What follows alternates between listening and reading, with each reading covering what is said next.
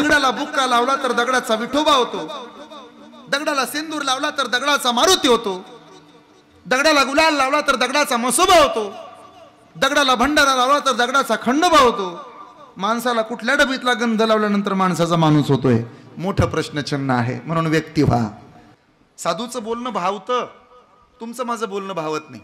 साधूचं लोक लक्ष देऊन ऐकतात, तुमचं माझं ऐकतील तिथं शंका आहे. साधूच्या बोलण्यानं जगाचा उद्धार आहे, आमच्या बोलण्यानं कदाचित जगाचा उद्धार नसेल. साधूनं सहज बोललं तरी जगाचा उद्धार आहे. आपल्या ओढून ताणून बोलल्यानं सुद्धा लोकांना बरं वाटत नाही. सध्या बरं बोलणाऱ्यांचा जमाना आहे, खरं बोलणाऱ्यांचा जमाना नाही. पण साधू खरंही बोलतात आणि साधू बरंही बोलतात. मुळात जगाला शहाणं करण्यासाठी संत साधूंचा जन्म आहे. त्यापेक्षा ज्ञानोबा सांगतात, हे विश्वाची माझे ऐकसे जयाची मती. ज्ञानोबांच्या दृष्टीनं हे सगळं विश्व घर आहे. जर माऊलींचं असं म्हणणंच असेल की हे विश्व घर आहे, तर या घराचा प्लॅन सुद्धा तुम्हाला माहिती असला पाहिजे. ऑस्ट्रेलिया नावाचा देश, या घरातला हॉल आहे. हे विश्व जर घर असेल तर, माझं बोलणं जर कळत असेल तर ऐका. ऑस्ट्रेलिया नावाचा देश या घरातला हॉल आहे. अमेरिका घरातली तिजोरी आहे. चीन घरातलं भांडारगृह आहे. जपान घरातलं मिनी मेडिकल आहे, औषधालय. पाकिस्तान घरातल्या कुरापती आहे. अफगाणिस्तान घराच्या पाठीमागची ड्राय बाल्कनी आहे, ऐकताय ना. डेन्मार्क घराचं किचन आहे. थायलंड घरातली मास्टर बेडरूम आहे. युरोप घराची ओसरी आहे. पण माझा भारत देश या संपूर्ण विश्वरूपी घरातलं देवघर आहे, हे लक्षात राहू द्या. या देवघरातल्या महाराष्ट्रात आपला जन्म आहे आणि तोही ज्ञानोबा तुकोबांनंतर आहे. आपण एवढे भाग्यवान आहोत की इथं आलेत. सहज जरी साधून कृपा कटाक्ष न्याहाळिले, आपुले पदी बैसविले, एवढी ऊर्जा साधूमध्ये आहे. आणि म्हणून साधूच्या मुखातून बाहेर आज मी तुमच्या समोर मांडणार आहे. मुळात असं आहे, तुकोबरायांचा अधिकार सोप्या साध्या शब्दात सांगतो. उगाचा झोपतो त्याला आराम म्हणतात, वाम मार्गानं कमावतो त्याला हराम म्हणतात, मेलेला कधीही उठत नाही तेव्हा हे राम म्हणतात, हृदयातलं जाणतो त्याला आत्माराम म्हणतात, मित्रासारखा वागतो त्याला सखाराम म्हणतात, कायम एक पत्नी राहतो त्याला सीताराम म्हणतात, अखंडपणे रामाचं दास्यत्व केलं त्यांना संत रामदास म्हणतात. पण साक्षात जगाच्या बापानं सुद्धा ज्यांच्या पायाला एकदा हात लावायला मिळावा याकरता वैकुंठाचा त्याग केला, त्या साधूला जगद्गुरु तुकाराम महाराज म्हणतात. एवढे श्रीमंत तुकोबा काय कमी आहे हो. 3644 एकराचा सातबारा आहे, 42 लाखाची जहागीरदारी आहे. एवढे श्रीमंत तुकोबा, पण संसारावर तुळशीपत्र ठेवतात त्याला वैराग्य म्हणतात. नाहीतर हाताला न येणारी द्राक्ष नेहमी आंबट असतात. एका कोल्ह्याला विचारलं, का रे द्राक्ष खात नाही, उपवास आहे का? नाही म्हणे महाराज, मला आवडत नाही. ते हाताला येत नाही ते कोणाला सांगतो. एका 45 वर्षाच्या माणसाला मी विचारलं, का हो फार वैराग्यवान दिसता? तो म्हणे, कसं काय, अजून लग्न नाही केलं तुम्ही? म्हणे, महाराज माझ्यासारखा वैराग्यवान मीच आहे, बाईच्या तोंडाकडे पाहत नाही, एवढा वैराग्यवान आहे मी, मला लग्न करायचं नाही. मी मागावून चौकशी केली, लोक म्हणले अहो जमतच नव्हतं म्हणून तसाच राहिला, आता देवाला सोडला. याला वैताग म्हणतात. पण माझ्या तुकोबऱ्यांचा संसार, एवढे श्रीमंत तुकोबा, पण तुळशीपत्र ठेवलं. असताना एखाद्या गोष्टीवर तुळशीपत्र ठेवता आलं पाहिजे, नसताना कोणी डावलं, असताना ते डावलता आलं पाहिजे. तुकोबऱ्यांचा संसार मोठा आहे.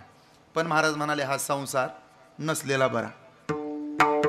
जळो आता संसारू ओ काही शेवट पुरे, जळो आता संसारू ओ काही शेवट पुरे, तुकयाच्या स्वामी गोपाळा लागी जीव झुरे. आता काय करू सांगा ओ मज भेटेल कैसा, आता काय करू सांगा ओ मज भेटेल कैसा.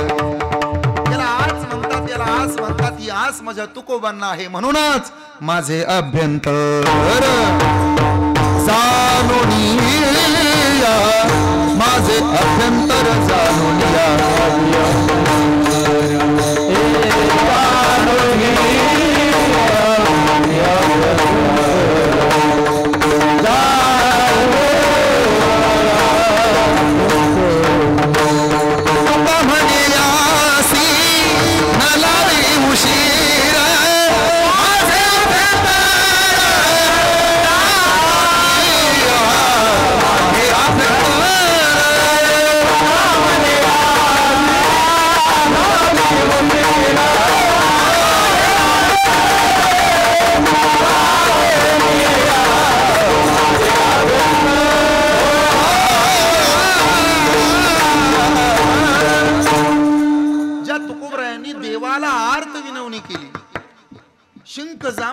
तालुक्याला बस इतुकाची वेळ वाया गेला. त्या तुकोबांचा आजचा हा अभंग आहे, ज्यांचा 88वा अभिष्ट चिंतन सोहळा.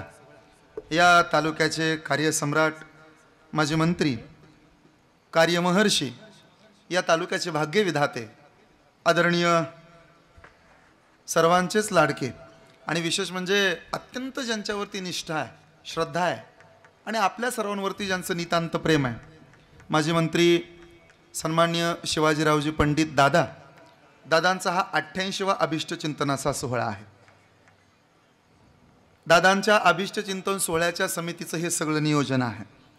एवढं भव्य दिव्य नियोजन, सुंदर, कुठं काटकसर नाही, कुठं भागवा नाही. बस मला तर वाटतं तालुक्यातल्याच काय पण महाराष्ट्रातल्या प्रत्येक नामसप्ताह करणाऱ्या समितीनं या अभिष्ट चिंतन सोहळा समितीचा आदर्श डोळ्यासमोर ठेवला पाहिजे. इतकं सुंदर नियोजन, कुठं गर्दी नाही, कुठं ओढाताण नाही. नाहीतर हे नियोजन करणं फार कठीण आहे, त्यातून आमंत्रण सांगणं कठीण आहे. पण आज या पंडित परिवारावरती प्रेम करणारा हा जनसमुदाय आहे. इथं सागर महाराज बोराटेंचं कीर्तन आहे म्हणून तुम्ही आलेला नाही, मला क्षमा करा. हे माईकवरती एवढ्या धाडसानं कुणी बोलणार नाही, पण मी याचं कारणही सांगतो. सागर महाराज बोराटेंची कीर्तन ऐकायला यूट्यूब जिंदाबाद आहे ना. तिथं यूट्यूबला टाकलं तर घरात पालतं पडून पण कीर्तन ऐकायला येतं. 100-200 कीर्तनं सहज येतात, उपलब्ध होतात. पण हे सगळं दादांच्या कुटुंबावर असणारं सगळ्या माणसांचं प्रेम आज मला मंडपात दिसते. बरं, का प्रेम करू नये? ब्रह्मा विष्णू महेशासारखी 3ही मुलं आहेत, ज्यामध्ये आदरणीय अमरसिंह राजे साहेब, आदरणीय जय साहेब आणि आदरणीय सध्या या तालुक्याचे विद्यमान आमदार सन्माननीय विजयसिंह राजे साहेब. हे सगळी आमच्या दादांची कृपा आहे, दादांचा आशीर्वाद आहे, दादांचे संस्कार आहेत, ही संस्कृती टिकून आहे. या परिवाराचं सगळ्यात चांगलं वैशिष्ट्य सांगतो. तसा तर मी सोलापूर जिल्ह्याच्या वरच्या भागातला आहे, मी जास्त लांबून आलो. तुम्हाला वाटत असेल बोराटे महाराज कौतुक करतात म्हणजे त्यांची पोळी भाजतात की काय, असं अजिबात नाही. पण मी स्वतः वेल एज्युकेटेड आहे, मी शिकलेलो आहे, माझं लक्ष असतं. आम्ही परवा सहज मोबाईल पाहत होतो आणि त्या शेताच्या बांधावर आमचे विजयराजे आम्हाला दिसून आले.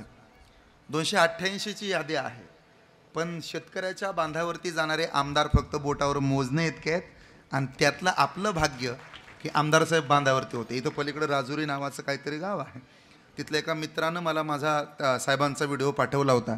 ते ऊसाच्या शेतातनं ऊस तर वाहूनच गेला होता, पण ते बांधाबांधानं निघाले होते. काळ्या आईशी प्रामाणिक राहणारा हा पंडित परिवार आहे आणि या तालुक्याचा कायापालट आमच्या दादांनी केलेला आहे. याचं प्रात्यक्षिक स्वरूपातलं जिवंत प्रतिबिंब हे आजच्या कीर्तनात दिसतंय. हा एवढा मोठा सप्ताह सहज एवढ्या ताकदीनं सुरू आहे आणि हे सगळं लोकांचं प्रेम आहे. शेवटी पैसा कामाला येत नाही, जमवलेली माणसं कामाला येतात. मी नेहमी सांगतो, मंडप कितीही भव्य असला म्हणजे भव्यच आहे, साऊंडसुद्धा चांगलाच आहे, नाहीतर दत्ता भाऊंना राग यायचा. पण तुमचा साऊंड अत्यंत गोड आहे. बरं, सगळे माझ्या परिचयाचे चैतन जीवातले आहेत, पण तरी ऐका, मंडप किती भव्य असला तरी त्याला झादर घातल्याशिवाय शोभा येत नाही. तसं माणसाकडं कितीही पैसा असला तरी माणुसकीशिवाय त्यालाही शोभा येत नाही. आयुष्याच्या शेवटच्या काळात पैसा, अंधारात सावली आणि म्हातारपणात जर्जर झालेलं शरीर कामाला येत नाही. मग काय कामाला येतं? कमवलेली 4 जीवाभावाची माणसं कामाला येतात. काय कामाला येतं? निष्ठावंत मावळे कामाला येतात, आपली माणसं कामाला येतात. सावली साथ सोडल पण आपली माणसं साथ सोडत नाहीत. याचं उदाहरण म्हणजे आज तुम्हाला दिसतंय. म्हणून वागण्यात नम्रता, बोलण्यात गोडवा आणि हृदयात गरिबीची जाण असणारे आमचे दादा, या धर्माच्या मंडपातली एकही गोष्ट कधी वायाला गेली नाही आणि जाणार नाही. तुळशीला घातलेलं पाणी, गाईला चारलेला घास, एखाद्या मंदिराला दिलेली देणगी, नाम सप्ताहाला केलेली मदत, वारकऱ्यांना केलेलं अन्नदान, पंढरपूरची केलेली वारी, आईबापाची केलेली सेवा आणि कीर्तनात बसून देवाच्या नावानं वाजवलेली टाळी कधीच वायाला गेली नाही. हा आमच्या संप्रदायाचा इतिहास आहे. आणि म्हणून ज्याला ज्ञान पाहिजे त्यानं अभ्यास करावा, ज्याला पैसा पाहिजे त्यानं उद्योगधंदा करावा, ज्याला चांगलं आरोग्य पाहिजे त्यानं व्यायाम करावा, पण ज्याला वाटतं समाधान पाहिजे त्यानं डोळे झाकून परमार्थात प्रवेश करावा. सोपं सांगू का? येरविती जिना चौथी, हे पहिली ना सरती, पै माझे सहज स्थिती तया भक्ती नाम. हा सुपंत आपण धरला पाहिजे. ऐकलं पाहिजे आपण. ज्ञानोबा सांगतात ना, आपल्याला हाच कलियुगात देव दोघांकडे आहे. एक ज्याच्या खिशात पैसा आहे आणि काळजात दया आहे, देव त्याच्याजवळ आहे. आणि दोन, ज्याच्या ओठावर भगवंताचं नाव आहे त्याच्याजवळ देव आहे. माऊली सांगते, ज्याच्या ओठावर नाम देव त्याच्याजवळ. स्वतः देवानं सांगितले ना, मी तयापासी पांडवा हरपलो गा घेऊ सावा, जेथ नाम घोष बरवा करीती माझा. कलियुगात देव अजून एकाकडे आहे. कुणाकडं? ज्याच्या खिशात पैसा आणि काळजात दया. माऊली सांगते, जेथ संपत्त्याने दया दोन्ही वसती एके ठाया, तेत जाण धनंजया विभूती माझी. म्हणून ज्याचा बंगला मोठा असतो त्याचं काळी सुद्धा मोठा असावं. ना तर आपल्या तालुक्यात साधी सोपी सरळ म्हण आहे, बडा घर तो कळवासान वाऱ्या जाई. अधिकारापेक्षा कर्तव्याला आपण महत्व दिलं पाहिजे. अधिकार असतो तसा कायम राहत नाही, पण कर्तव्य कायम टिकतं. प्रभू रामचंद्रानं जर अधिकार पाहिला असता तर गादीचा मालक झाला असता, पण रामाला राम होता आलं नसतं. लक्ष्मणानं अधिकार पाहिला असता तर लक्ष्मण गादीचा मालक होऊ शकला असता. काय गरज आहे भावाच्या पाठीमागे जायची, पण लक्ष्मण कधी झाला नसता. सीतेनं अधिकार पाहिला असता तर भगवती आहे, दशरथाची सून आहे, जगाच्या मालकाची बायको आहे, ती म्हणली असती मी या घराची मालकीण आहे, गादीवर बसणार. अधिकार पाहिला असता तर गादीची मालकीण झाली असती, सीता झाली नसती. रामाला राम व्हायचं होतं, लक्ष्मणाला लक्ष्मण व्हायचं होतं आणि सीतेला सीता व्हायचं होतं. अधिकारापेक्षा कर्तव्य जी माणसं सांभाळतात ती माणसं लवकर मोठी होतात. नाहीतर ती सीता आहे, तिची मूर्ती आजही रामाच्या मंदिरात आहे. तुम्ही पाहिली का सीता? सीता तुम्हाला माहीत असेल ना, ही तर पलीकडच्या सोसायटीत राहते. ती सीता माहीत असेल ना, ते बसता उठता नवऱ्याच्या डोळ्यातनं पाणी काढते ती सीता ना. ती सीता नाही, ती कैकई आहे. जिथं जळता जळत नव्हतं त्या बाईचं नाव आहे कैकई. काय गरज आहे नवऱ्याला रडवायची? पण अधिकार बघत होती, फक्त कर्तव्य सांभाळत नव्हती, तर नवऱ्याला रडवत होती. आणि सीता वनवासात राहत होती, झाडाचा पाला खात होती, पण नवऱ्याला आनंदात ठेवत होती. का? तिनं अधिकार पाहिला नाही, तिनं कर्तव्य सांभाळलं. कर्तव्य सांभाळा. आजही सीतेच्या गळ्यात 3 तोळ्याची बोरमाळ आहे, बरोबर ना? हा बरोबर आहे, बोरमाळच म्हणतात ना तिला. पुतळा हार आहे ना, ते लक्ष्मी हार आहे ना सीतेच्या गळ्यात, महिला मंडळ. हा बरोबर आहे, नेकलेस आहे म्हणे 3 तोळ्याचा, 1,08,000 रुपये, 22 कॅरेट. आता महाराज लोकांनी त्यांच्या बायका पिवळ्या झालेल्या बघायच्या, फक्त कावीळ झाल्यावर. लय महाग. सीतेच्या गळ्यात बरोबर ना सोन्याच्या 3 साखळ्या आहेत ना. मग काय आहे सीतेच्या गळ्यात? फुलांची माळ आहे. जी जगाची मालकीण आहे तिच्या गळ्यात फुलांची माळ आहे. आणि आमच्याकडे 1 ग्रॅम जीवाला आराम आहे. हा फरक नाही का? लक्ष्मीला सोनं आवडत नाही आणि घरातली बाई म्हणते पायातली जोडवी द्या, पायातलं पैंजण द्या, हातातल्या बांगड्या द्या, हातातल्या पाटल्या द्या, कानातली झुबच द्या, कानातली फुलच द्या, नाकातलं शेंबूड आपलं ते नाकातली नतच द्या. ते असतं ना काय काय. हा हट्ट बरा नाही. अधिकारापेक्षा कर्तव्य करणं. गळ्यात सोन्याची साखळी घातली तर आपल्यावर नजर चोराची पडते, आणि गळ्यात तुळशीची माळ घातली तर आपल्यावर नजर पांडुरंगाची पडते. हा फरक आहे. त्याला समाधान पाहिजे, त्याने यावं संप्रदायात. आहे का इथं हृदय कळवळा वैष्णवांचा, हृदय कळवळा वैष्णवा.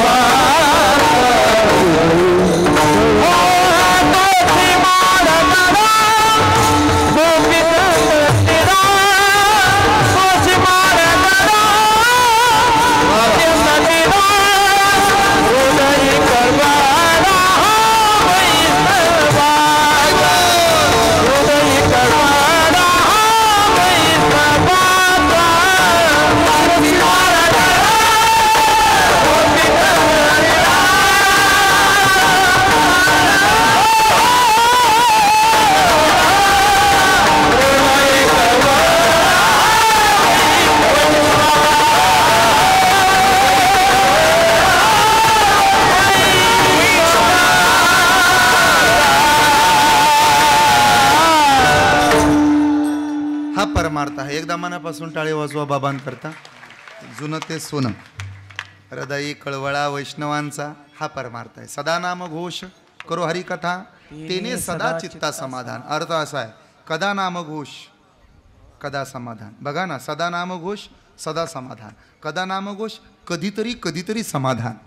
त्यामुळं तुम्हाला जर सदैव समाधान पाहिजे असेल तर अवघे धरू सुपंथ. सुपंथच का? आयुष्याबरोबर आरोग्य, ज्ञानाबरोबर नम्रता, श्रीमंतीबरोबर समाधान, चित्राबरोबर चारित्र्य, चेहऱ्याबरोबर स्वभाव आणि प्रपंचाबरोबर सुपंथ अत्यंत महत्त्वाचा आहे. आयुष्य लांबलचक असून उपयोगाचं नाही, त्याच्याबरोबर आरोग्य सुद्धा पाहिजे, चांगलं पाहिजे. असं आमच्या महाराजांसारखं. आता बीपी, शुगरन, डायबिटीजन, चोपदार तुमचं कसं आहे? नाही ना तसलं काय? हे असं पाहिजे बघा, आयुष्याबरोबर आरोग्य. किती सुंदर दिसतात बघा ना ते. तुकाराम महाराजाला दडावून ह्यांना बाहेर काढावं एवढा देखना चोपदार, असं रगील चोपदार आहेत. माझ्याकडे पाहा तुम्ही आता. असं असलं पाहिजे आयुष्याबरोबर आरोग्य. काही नाही, काही फरक पडत नाही त्यांना. 2, ज्ञानाबरोबर नम्रता. काही लय ज्ञान येतो पण त्यांच्या शेजारी उभा राहून फोटो काढायची इच्छा होत नाही का? ज्ञान गडगंज आहे पण त्याच्याजवळ नम्रता नाही.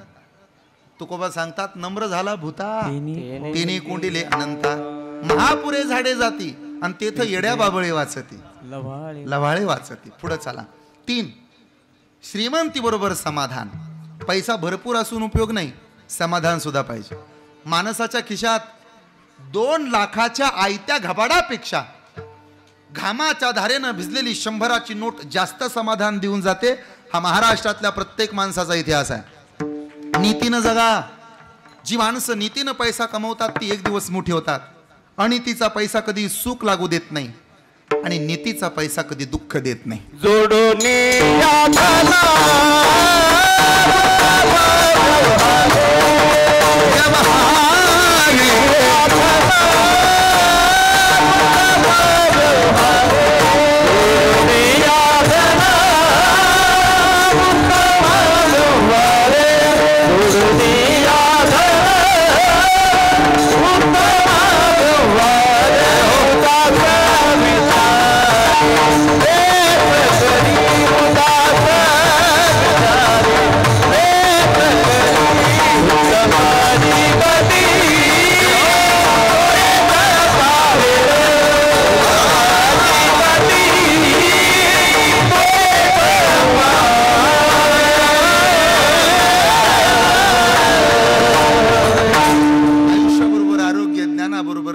श्रीमंती बरोबर समाधान.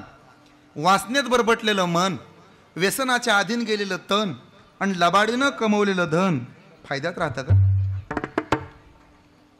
एका माणसानं गाडी चोरली, 4 चाकी होती. गाडीच्या काचा फोडल्या, आत गेला, डायरेक्ट केलं. मला येत नाही ते, पण ते करतात वाटतं. नंबर प्लेटा काढल्या, विकायला गेलं. त्याला गिराईक लागलं, थेट गेलं आमच्या इकडं साताऱ्यात. पण ते गिराईक चोरच होतं. याला काय ओळखू नाही आलं. दोघाचा व्यवहार सुरू झाला. द्यायची का 4 व्हीलर? मग काय शोला मांडली का? चांगलं आहे का? 1 नंबर आहे. चावी द्या. कशाला? ट्रायल घेऊन आलो. किंमत सांगा ना. 35,000 फक्त. एवढी मोठी गाडी. चावी द्या. कशाला? ट्रायल घेऊन आलो. लवकर या. परत नाही आलं. मग बाकीच्याने विचारलं, चांगली होती तुमची 4 चाकी गाडी, आम्ही 1 लाख घेऊन आलो होतो, आत्ता पैसेच देणार होतो. थोडी जुनी होती पण चांगली होती. जाऊ द्या मरू द्या, आमच्या नशिबात नसेल. काय भावानं विकली हो? काय भावानं दिली गाडी? तो म्हणला, ज्या भावानं आणली त्याच भावानं दिली, रुपया सुद्धा आगाव घेतला नाही. म्हणून या संग खोटा त्याचा, धनाची या पाठी कळी काळाचा लाग, हे ठरलंय. म्हणून श्रीमंती बरोबर समाधान. पैशानं पलंग विकत घेता येतो, झोप नाही मिळत. पैशानं बंगला खरेदी करता येतो, समाधान नाही मिळत. पैशानं अन्न खरेदी करता येतं, भूक नाही मिळत. पैशानं माणसं कामाला लावता येतात, प्रेम नाही मिळत. कोण म्हणतं पैशानं काय मिळत नाही? आई बाप सुद्धा मिळतात. मग आईची माया मिळेल, बापाचं प्रेम मिळेल, बहीण मिळते. आपल्याकडे पैसा असला ना, पैशा तेरा 3 नाम, परशा परसू परसराम. धनवंता लागी सर्वत्र मान्यता आहे जगी. सगळे येतील धावून, पण लक्षात राहू द्या, ठराविक रेषेपर्यंत येतील धावून. जास्त दिवस तुमच्या आजूबाजूने टिकायचे नाहीत. त्यासाठी तुम्हाला समाधानी राहावं लागेल. चित्ती असू द्यावी समाधान समाधान, चित्ती असू द्यावी समाधान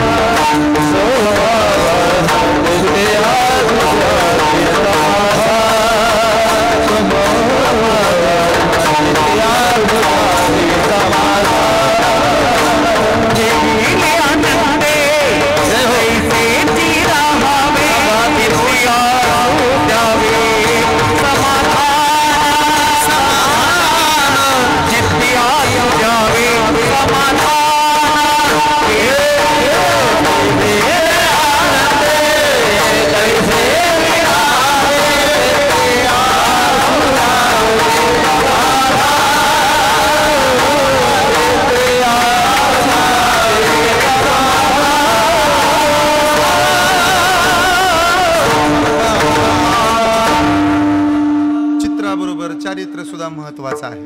मी सुपंताच्या पायऱ्या सांगतोय बरं. चित्राबरोबर चारित्र्य सुद्धा महत्वाचं आहे. चित्र आज असतं तसं उद्या उतरत उतरत जातं ना चित्र. तुमच्या सप्ताहाच्या पत्रिकेवर माझं चित्र आहे, फोटो आहे. मी त्यावेळेस सेकंड इयरला होतो, महाविद्यालयात होतो. काय चित्र दिसतंय माझं, खुडून घ्यावं वाटते. आता चित्रवाळ्या झाल्या माझ्या चित्राच्या. लग्न झाल्या झाल्या त्याला विचारा ना काय दिसतंय तिच्या डोळ्यात. चांदण्या, चंद्र. बापरे, 5 वर्ष होऊ द्या त्याच्या लग्नाला.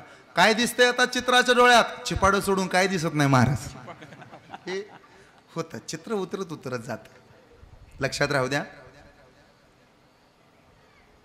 स्वभाव आवडला की चेहरा आवडतोच, पण चेहरा आवडल्यानंतर स्वभाव आवडलच असं अजिबात नसतं.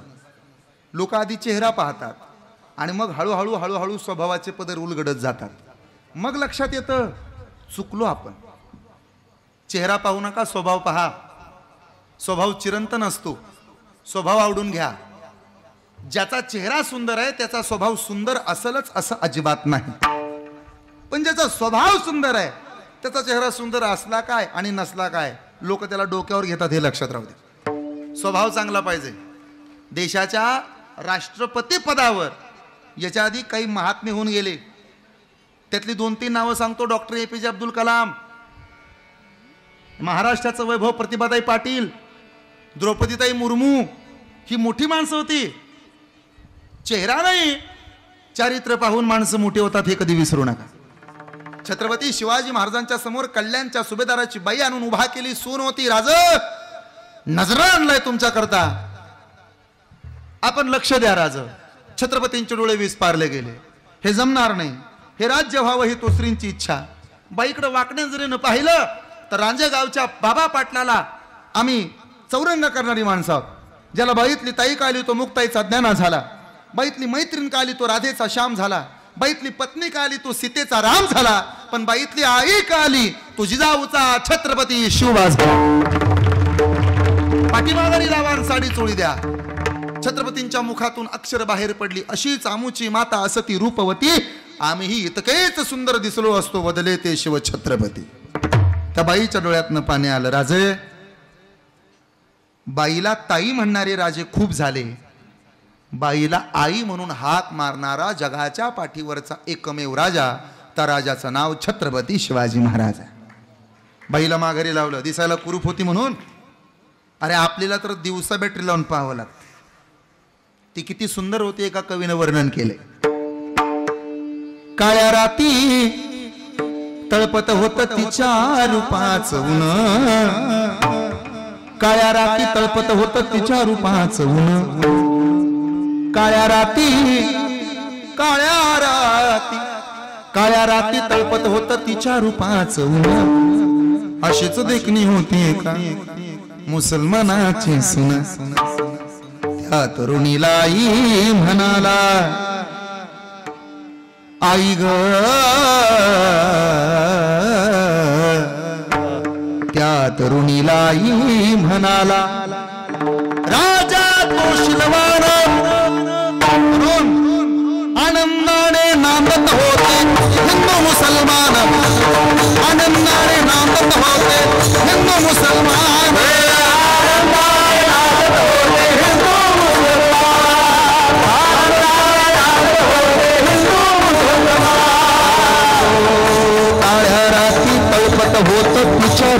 चोळून काळ्या रात्री पळपत होत तिच्या रूपानं चोळून अशीच देखणी होती एका सुभेदाराची सुन त्या तरुणीला आई म्हणाला त्या तरुणीला आई म्हणाला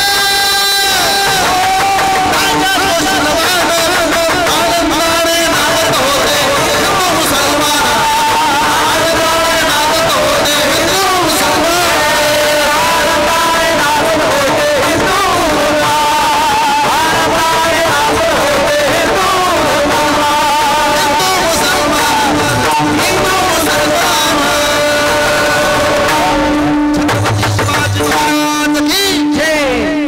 चित्रापेक्षा चारित्र्य जपता आलं पाहिजे. आता हे गायल्यानंतर सुद्धा बऱ्याच जणाला राग आला असेल, तू मुसलमान नाव घेतलं म्हणे महाराज तुम्ही.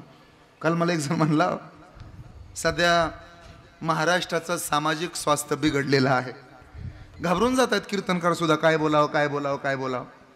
पण एक मुद्दा आहे का, कुणाच्या सांगण्यावरून कुणाच्या बोलण्यावरून बिथरून जाऊ नका.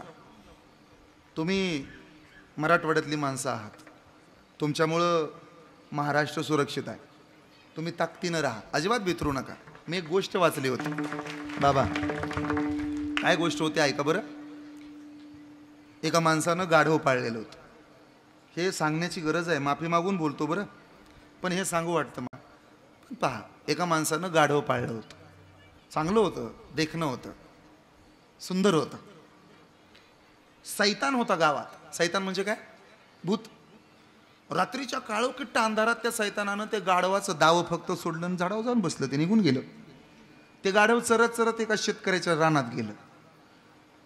ते भाजी खायला लागल्याबरोबर शेतकऱ्याच्या बायकोनं पाहिलं, तिला राग आला, तिनं बंदूक आणली, गोळी घातली. कुणाला?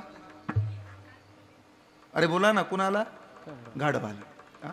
ते गाढवाला गोळी घातली. तुम्ही मलाच दाखवा बरं, मला दाखवा. ते विचलित होतं, मग त्यांचं अवधान विकेंद्रीकरण होतं. एक चेहरा इकडं, लगेच बाय म्हणतात बघ बघ बघ बकुळा वहिनीचं कशी शायनिंग आणायला लागली, तुम्ही मला दाखवा आपलं, माझ्याकडं पहा. असं झालं. एका गावात गाढव सांभाळणारा माणूस होता, त्याचं दाव सैतानानं सोडून दिलं. गाढव चरत चरत शेतकऱ्याच्या रानात गेलं. बुद्धिवंतांना कळेल बरं, ते गाढव चरत चरत शेतकऱ्याच्या रानात गेलं. शेतकऱ्याच्या बायकोनं पाहिलं, बंदूक घेतली, गोळी घातली, गाढव मेलं. गाढवाचा मालक आला, इतका राग आला त्याला, त्यानं बंदूक आणली आणि माझं गाढव मारलं म्हणला, म्हणून त्यानं त्या शेतकऱ्याच्या बायकोला गोळी घालून मारलं. तोपर्यंत शेतकरी आला. शेतकरी म्हणला, माझ्या बायकोला मारलंस, तुला जिवंत ठेवणार नाही. त्यानं बंदूक आणली, गाढवाच्या मालकाला मारली. तोपर्यंत अख्खं गाव पेटलं आणि पळत पळत तिकडून त्या गाढवाच्या मालकाची पोरं आली. ती म्हणले, आमच्या बापाला मारलं ना, आम्ही याला मारलं. अख्खं गाव पेटलं, दंगली उसळल्या, सगळं गाव अस्थिर. मग देवानं सैतानाला बाजूला घेतलं. काय गरज होती रे, हे सगळं तुझ्यामुळं झालं. सैतान म्हणला, नाही, मी फक्त गाढवाचं दावं सोडले, त्याच्यापुरती जी काय शिक्षा आहे ती मी भोगायला प्रामाणिकपणानं तयार आहे. कोण म्हणाला? कळणाराला कळल. माझी विनंती आहे, ह्या गोष्टीतला तुम्ही सैतानही होऊ नका आणि या गोष्टीतलं गाढव तर तुम्ही अजिबात होऊ नका. नाही कळलं तर उद्या हे रिपीट करून ऐका, कधीतरी घुसल डोक्यात. जाऊ द्या, मरू द्या. माझ्याकडे बघा. चित्रापेक्षा चारित्र्य महत्वाचं, ज्ञानापेक्षा नम्रता महत्वाची, प्रपंचापेक्षा सुपंत महत्वाचा. याच्या परत 8 पायऱ्या पडतात: युक्ती, शक्ती, भक्ती, नीती, विरक्ती, संपत्ती आणि सदाचार. पहा, माझ्याकडं माणसाकडं ना व्यक्ती होता आलं पाहिजे. आधी व्यक्ती व्हा. माणूस होणं म्हणजे अवघे धरू सुपंत. काळाची गरज आहे. माणूसच का व्हायचं? मी तुमची आचारसंहिता भंग होऊ देत नाही, पण माणसाची का गरज आहे याचं कारण कळेल. आसवांना मोल न राहिले, हुंदक्या न बोल न राहिले, लावतील बोल तुझ्या राखे सही मानसा, मानसात माणूस न राहिले. कोलाहलात साऱ्या माणूस शोधतो मी, गर्दीत माणसाच्या माणूस शोधतो मी.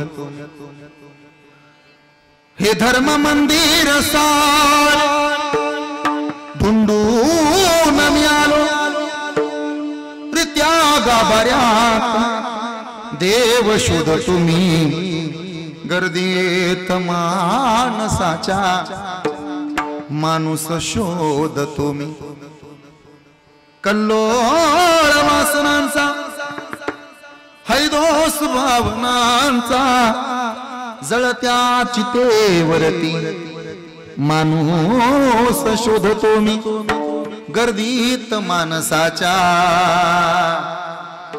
माणूस शोधतो मी दगडाला बुक्का लावला तर दगडाचा विठोबा होतो दगडाला सिंदूर लावला तर दगडाचा मारुती होतो दगडाला गुलाल लावला तर दगडाचा मसोबा होतो दगडाला भंडारा लावला तर दगडाचा खंडोबा होतो माणसाला कुठल्या डबीतला गंध लावल्यानंतर माणसाचा माणूस होतोय मोठं प्रश्नचिन्ह आहे म्हणून व्यक्ती व्हा तुम्ही सरपंच उपसरपंच ग्रामपंचायत सदस्य तलाठी ग्रामसेवक डॉक्टर कंपाऊंडर चित्रकार पत्रकार शिल्पकार मूर्तिकार गीतकार कीर्तनकार कथाकार श्रीमद भागवत कथाकार रती महारथी आचार्य प्राचार्य मृदंगाचार्य गायनाचार्य तुम्ही कुणीही व्हा आधी माणूस व्हायला शिका सध्या माणूस होणं काळाची गरज आहे अवघे धरू सुपंत 2 तुमच्याकडे युक्ती पाहिजे कोणती युक्ती असावी भगवंताकडे जाण्याची युक्ती असावी देव आपल्याला कसा भेटेल काही ऐसी दशा येईल माझे अंगा तुकाराम महाराजांना देवाने विचारलं हो तुकोबा जाना घरी अरे बायको आहे तुमच्याकडं प्रपंच आहे तुमचा महादू नावाचा पोरगा आहे भागीरथी आहे इथं कशाला आला जा पंढरपुरात घरी तुकाराम महाराज म्हणले नाही जाणार का तुका म्हणे घरी माझे नाही कोणी हरी नका करू दुरे मज पाया रे कडे कृपा करणारा फक्त तू आहेस तू तसा जर कृपा करत नसशील ना तर आम्ही इथून जाणार नाही ज्ञानोबा यांचा एक सुंदर अभंग आहे तू विटेवरी सख ये बाई ओ करी कृपा विटेवरी सखी बाई ओ करी कृपा सुपंत जर स्वीकारावा वाटत असेल तर थोडे थोडे हात वर उचला तसा देव कृपा करत नाही जगात स्त्री तत्वाला किंमत जास्त आहे माऊलीला आई म्हणतो आपण विठाई विठाई माझे कृष्णाई म्हणतो आपण हर गौरी नाही गौरी हर राम सीता नाही सीताराम कृष्ण राधा नाही राधा कृष्ण तसं विठोबाला आई म्हटलं की तो कृपा करतो येऊ दे हात वर एक साथ छान अरे लेकराला सुद्धा रडावं लागतं तेव्हा आई जवळ घेते मुखी नाम हाती मोक्ष हे सूत्र आहे परमार्थाचं सुपंथाचं येऊ दे हात वर सरळ एक टाळी जय हो तू विटेवरी सखई बाई हो करी कृपा माझे मन लागू तुझे पायी हो करी कृपा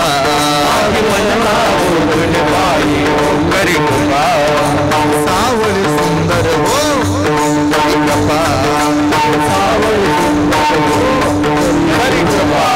लावण्य मनोहरी हो करी कृपा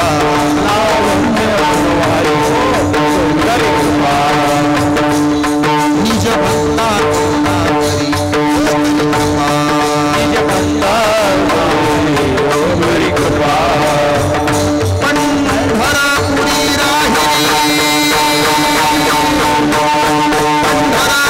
राहिली सत्य वाहिनी डोळा देखिली वरुणी मिठाई सच्चिदानंद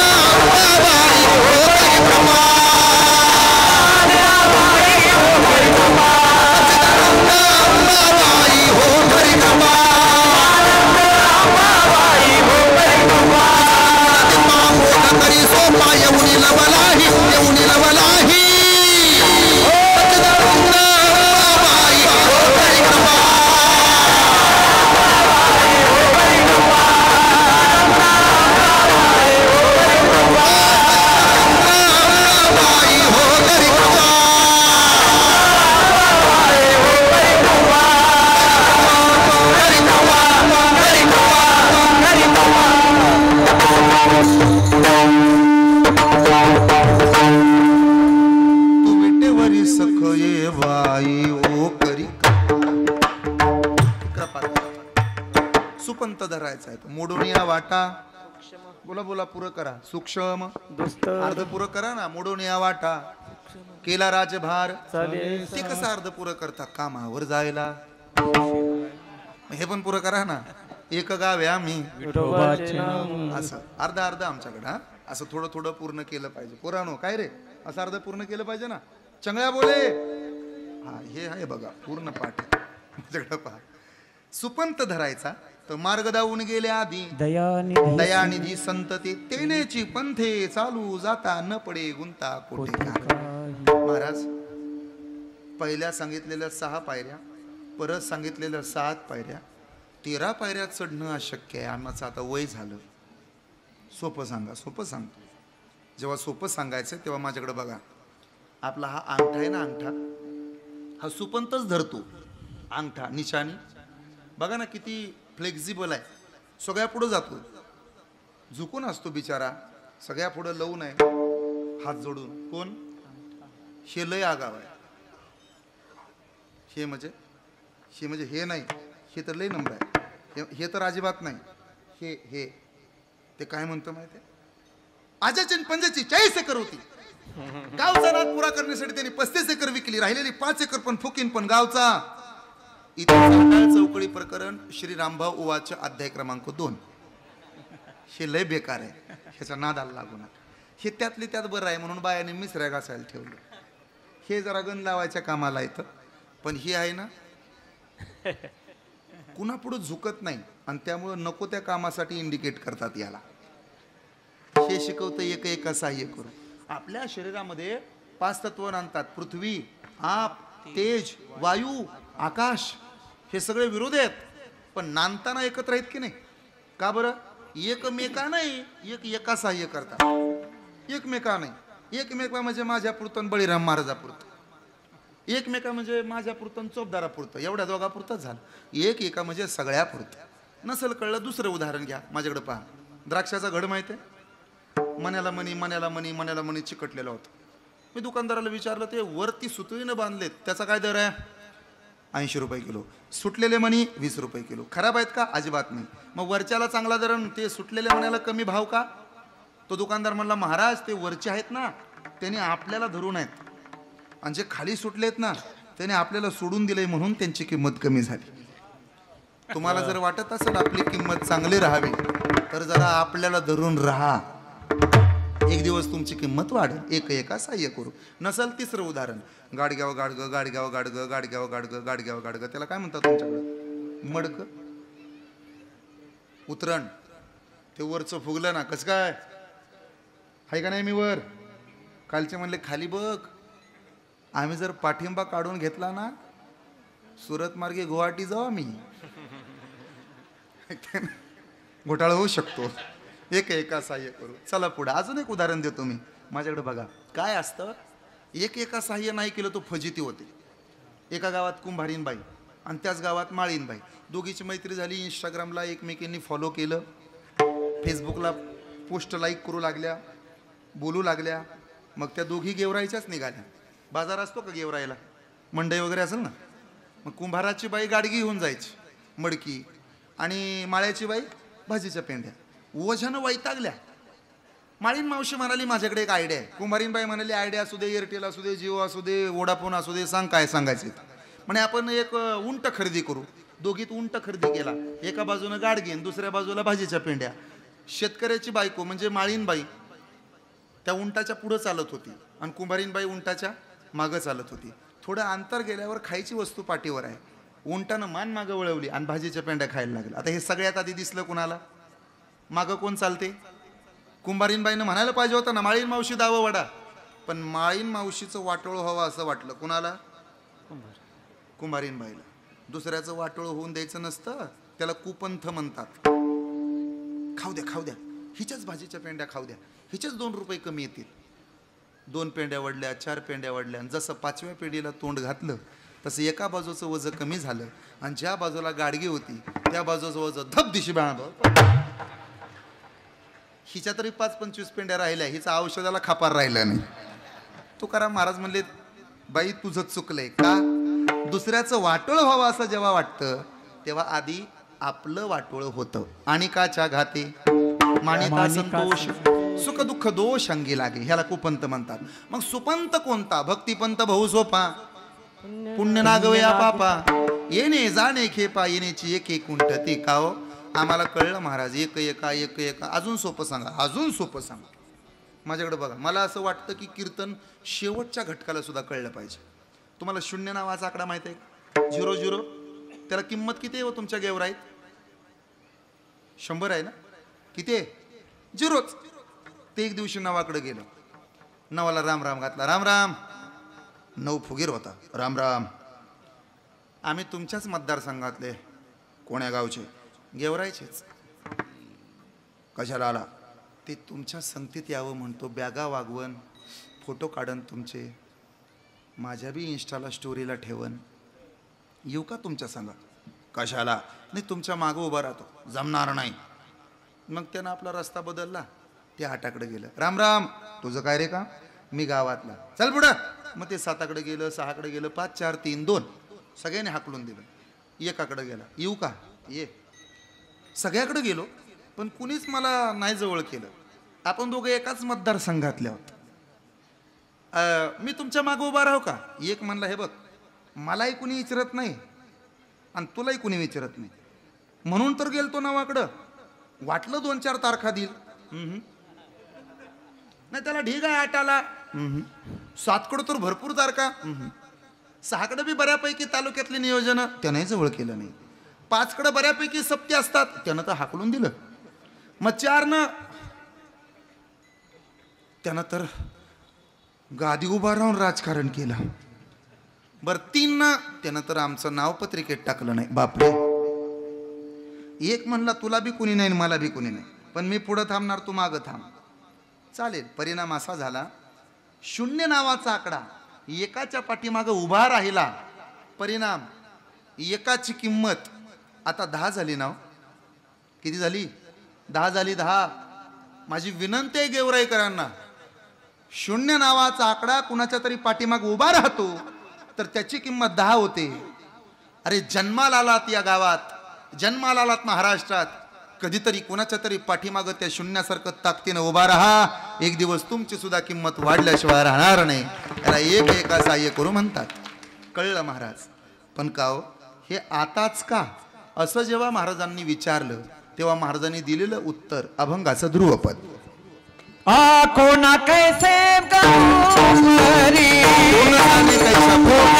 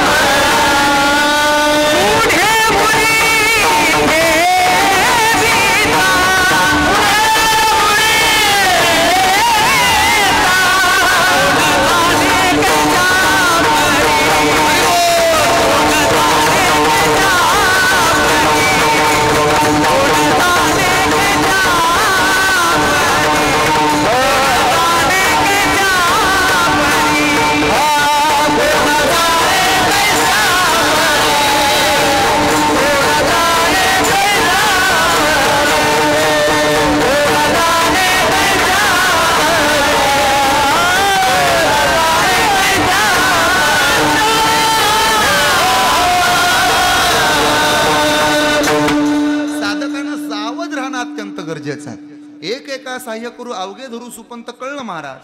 पण ते आताच का? सावध व्हा. नाहीतर एका माणसाला देवाच्या मनात आलं, फारच गरीब आहे, 5 लाखाचे बंडल घेतले देवानं आणि त्या माणसाच्या पुढे टाकले. आता त्या माणसानं उचलायचे का नाही? बंडलाच्या जवळ आल्यावर त्याला दुर्बुद्धी सुचली आणि त्यानं डोळे लावून घेतले. आंधळी माणसं कशी चालत असतील तशी ॲक्शन करायला लागलं. ठेच कळलं कशाला? नोटाच्या बंडलाला. तुडवल्या नोटा आणि मनात म्हणतं आंधळ्याला अशाच ठेचा लागत असते. माऊली म्हणाले, अरे अरे सावध झाला नाही, वाटोळ झालं. जैसे प्राप्तीचे वेळे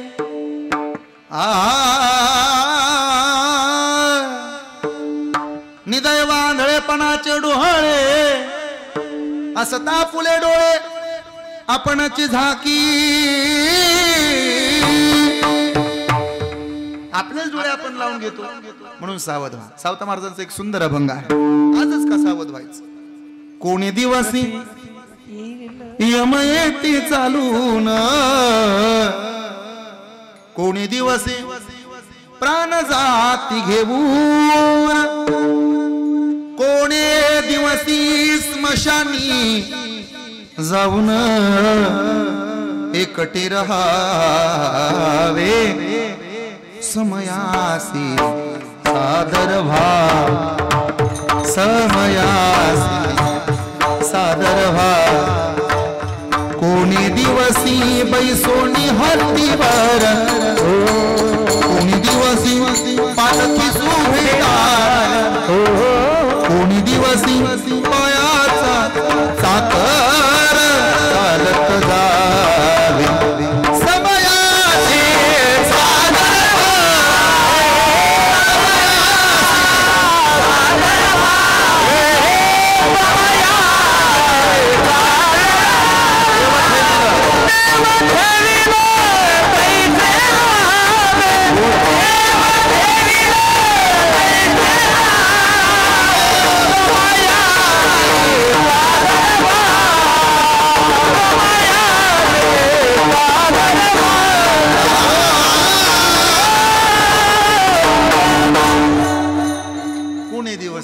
सद्गुरूची कृपा. कधी देव भेटायचा यासाठी आज सावध व्हा. आज आत्ता ताबडतोब. एक माणूस म्हणला मी मरणार नाही. मी कीर्तनातनं सांगितलं एवढी बडबड केली मी बाबा सगळ्या ओव्या मांडल्या सकाळच्या कीर्तनात. आजच्या साताऱ्यात होतो मी. एवढ्या कीर्तनात मी गप्पा मारल्या एवढं सांगितलं मी की जैसे ते सगळं जीर्ण वस्त्र सांडीचे मग नूतन वेडीचे तैसे देहांतरा ते स्वीकारायचे एवढं ऐकलं एका म्हातारीनं आणि खदा हसायला लागली. म्हणलं आजी का हसताव. मी आत्ताच सांगितलं की ह्या गावातल्या प्रत्येकाला एक ना एक दिवस मरायचंय. सगळे रडतात आणि तुम्ही हसता का. म्हातारी म्हणले मी ह्या गावातली नाहीच तर रडू कशाला. ते काय मरायचे नाही का. आभार माना देवाचे. बरवे झाले आजीवरी नाही पडिलो मृत्यूच्या हारी वाचून आलो यथवरी उरले ते तुम्हा समर्पण. सरपण करायच्या गोळा करायच्या अगोदर परत आहे का तुमच्याकडे सरपण गोळा करतात का पुरतात. सरपण गोळा करायच्या अगोदर माणसानं समर्पण करून रिकामं झालं पाहिजे. Sacrification is the second name of the life. त्याग हे आयुष्याचं दुसरं नाव आहे. राधेसारखा त्याग कुणी केला. कृष्णासारखा त्याग कुणी केला. जी माणसं त्याग करतात ती लोकांच्या स्मरणात राहतात. जी माणसं एखाद्या वस्तूला धरून राहतात ना ती माणसं मोठी होत नाहीत. राधा जिच्या आयुष्याची सुरुवात कान्हा तिचं नाव राधा. जिच्या आयुष्याचा शेवट कान्हा तिचं नाव राधा. समर्पणाचं दुसरं नाव म्हणजे राधा. राधा शब्द लिहिताना प्रत्येक अक्षरासमोर सुद्धा उभा करावा लागला होता कान्हा. तेव्हा जी पूर्ण झाली तिचं नाव राधा. धच्या पुढं कोण द्यावा लागतो. धच्या पुढं कोण द्यावा लागतो. कान्हा शिवाय जी अधुरी आहे अपुरी आहे तिचं नाव राधा. आणि म्हणून कोण जाणे कैशा परी नाही रे भरोसा देहाच. पुढे उरी ठेविता. काल 70 वर्षाच्या म्हाताऱ्याला म्हणलं घाला की माळ या की परमार्थात खायचं बंद करा की. तो म्हणला महालात कालच मी यूट्यूबला पाहिले नातकलती काय यायला लागते. आता चावत नसल खातो महालात घोलमालून त्यातले आहेत काय जण. अहो आता खा पलवा ती दतला धाला महालात 9 दिवस थोबाला ती तव गेली होती. आता कुठं थोबाला ती तव आली. देवाचे आभार माना. एवढं शरीर दिलं चांगलं दिलं. थोड्यासाठी माणसानं पण सगळ्याला नाही होय. चालू जाता वाट आईसा विरळा एखादा आवश्यक तो शेवट येरवा उगी खटपट. चालू जाता वाट आईसा विरळा एखादा. त्यानं कृपा करायची असेल ना तर आपल्याला शेवटाकडे लक्ष दिलं पाहिजे. एकट्याचं चांगलं व्हावं असं साधूला कधी वाटत नाही. सगळ्याचं चांगलं व्हावं. माऊलींचा अभंग आहे अवघाची संसार सुखाचा करीन आनंदे भरीन. नाथ महाराजांचं एक प्रमाण आहे अवघेची त्रैलोक्य.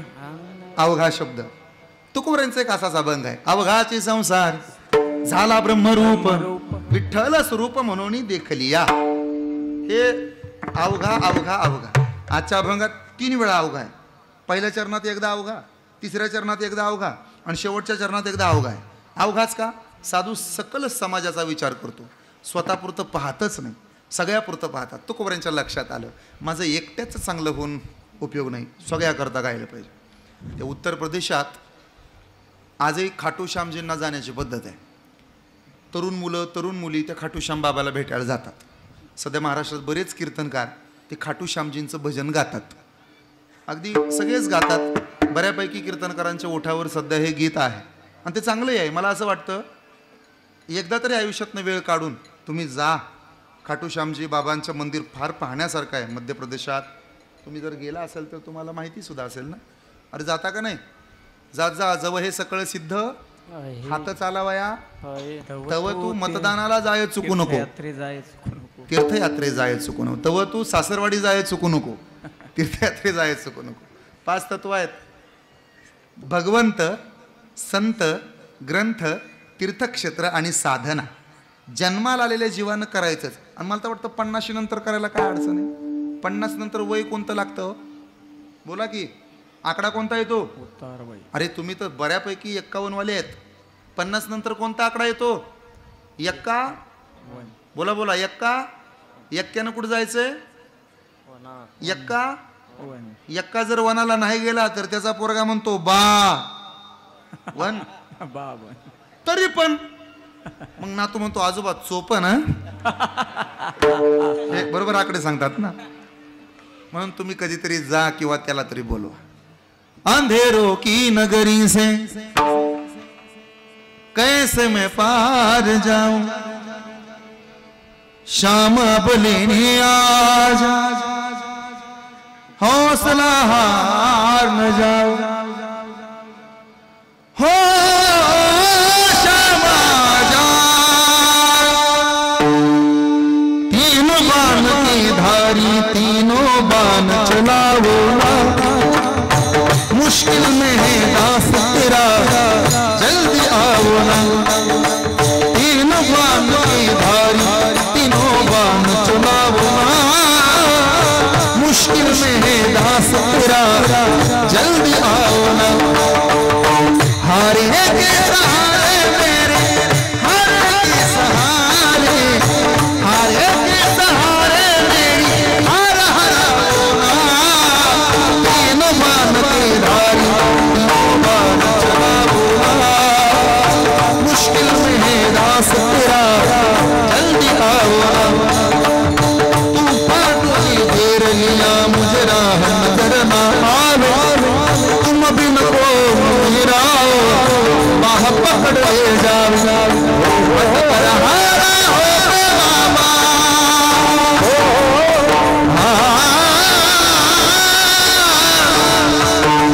भटक हारा हो बाबा, मरण हो. तीन बाण के धारी तीनों बाण चलाओ ना. मुश्किल में है दास तेरा जल्दी आओ ना.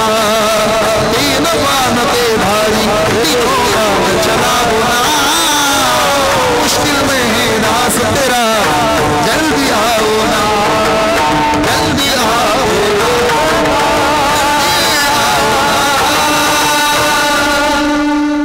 बोलवायचंय त्याला आपल्याकडं.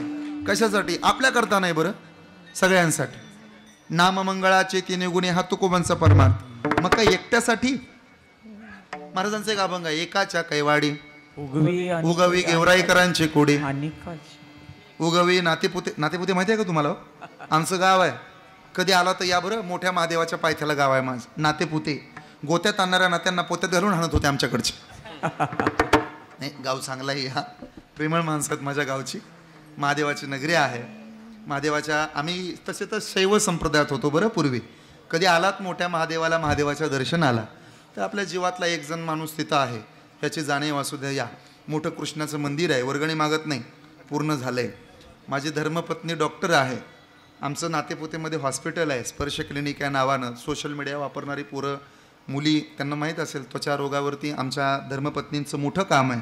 अख्खं गाव इंजेक्शन घेतं. मॅडमचा फरक पडतो, मॅडमचा फरक पडतो, कंसात मी सोडून. नेहमी आपलं घाबरून असलेलं बरं ना. नेपतीचा हात चांगला आहे.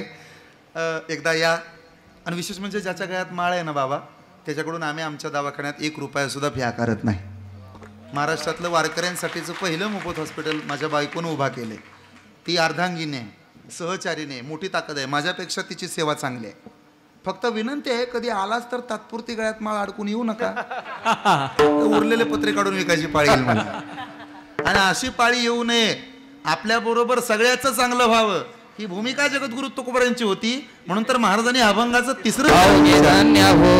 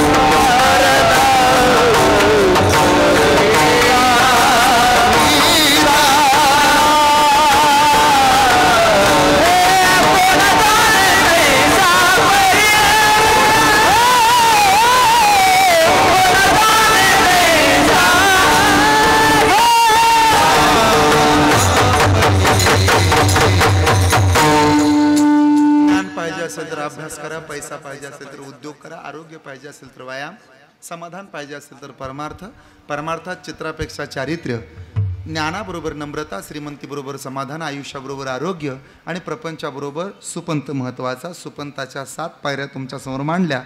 सदाचार नावाचा सुपंत आपल्या अंतकरणात असावा, याकरता द्राक्षाच्या घडाचं उदाहरण, शून्य नावाचं उदाहरण, उतरंडीचं उदाहरण, अंगठ्याचं उदाहरण, शरीराचं उदाहरण, एवढी उदाहरणं देऊन सावता महाराजांच्या एका प्रमाणानं अभंगाचं 2रं चरण, 3ऱ्या चरणाकरता अवघे धन्य होऊ. आता इथपर्यंत आपण आलो.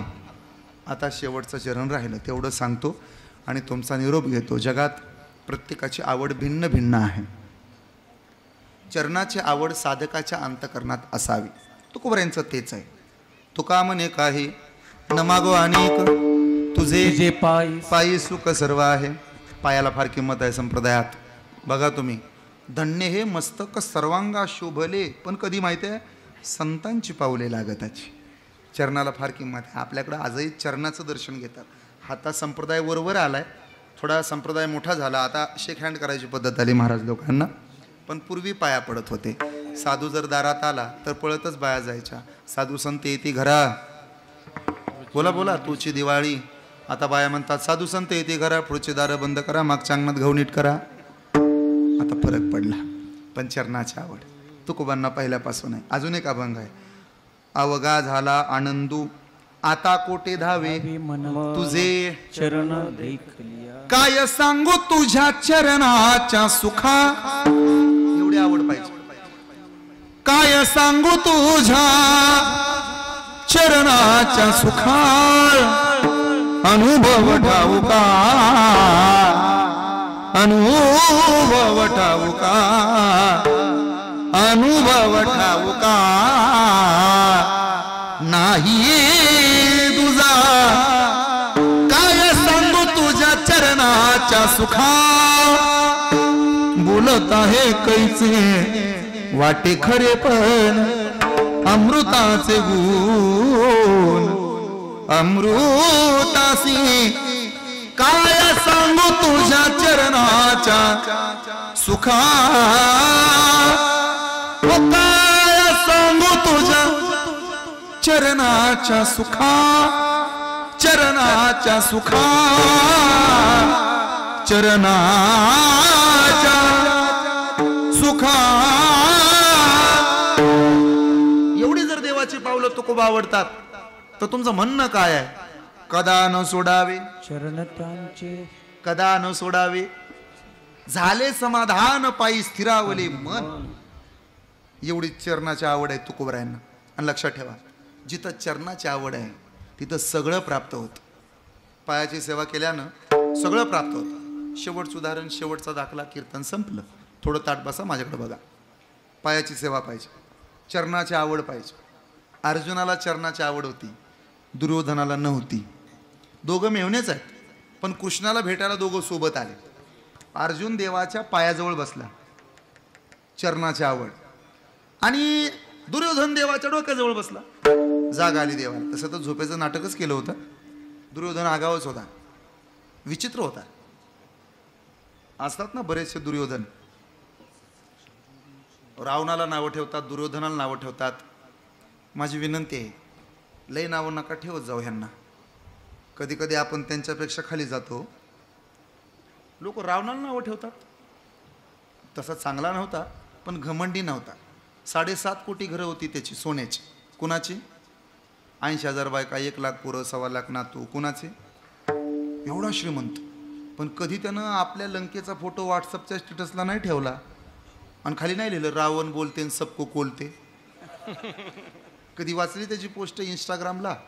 वर बिभीषणाचा फोटो, सक्का भाऊ गेलाय रामाच्या पार्टीत म्हणून वर बिभीषणाचा फोटो आणि खाली लिहिलंय हॅशटॅग आपलेच गद्दार. हे असले उद्योग आपण करू. अर्जुनाला चरणाची आवड, गेला पायाजवळ बसला. देवानं पाहिलं, अर्जुना कधी आलास? देवा तुझ्या चरणाची आवड आहे. बसलो चरणाजवळ. दुर्योधन म्हणला, त्याच्या आधी मी आलो. चरणाची आवड होती अर्जुनाला आणि देवाच्या उशाला बसला होता दुर्योधन. मला उत्तर हवंय आज गेवराईकरांकडून. विजय कोणाचा झाला बोला? ज्याला संपत्तीची आवड होती त्याचा, की ज्याला चरणाची आवड होती त्याचा? अरे 5तला 1 केसाला सुद्धा धक्का लागला नाही 5तल्या एकाच्या, आणि 100तला एकही जिवंत राहिला नाही. का? आवड संपत्तीची नव्हती अर्जुनाला. तुझं काही नको देवा, काही नको, काहीच नाही पाहिजे, फक्त तुझे चरण पाहिजे. परिणाम माहित आहे, आज अर्जुन विजयी ठरतो. माझी विनंती आहे, देवाकडं देवाचं मागण्यापेक्षा देवाला देव मागितला पाहिजे. माझी विनंती आहे, देवाकडे इतर गोष्टींच्या मोहात पडण्यापेक्षा त्याच्या चरणाची आवड अंतकरणात असली पाहिजे. एकदा का तुमच्या अंतकरणात देवाच्या चरणाची आवड असली रे असली की सगळ्या गोष्टी आपोआप प्राप्त होतात. अभंगाचं शेवट.